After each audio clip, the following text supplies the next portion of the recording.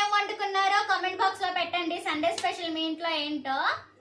అయితే ఈ బగారా రైస్ అను పారం కోడి కూర యూట్యూబ్ లో కూడా వీడియో అప్లోడ్ చేస్తాను. కామెంట్ బాక్స్ లో కూడా ట్యాగ్ చేస్తాను, లింక్ వెళ్ళి చూసేయండి.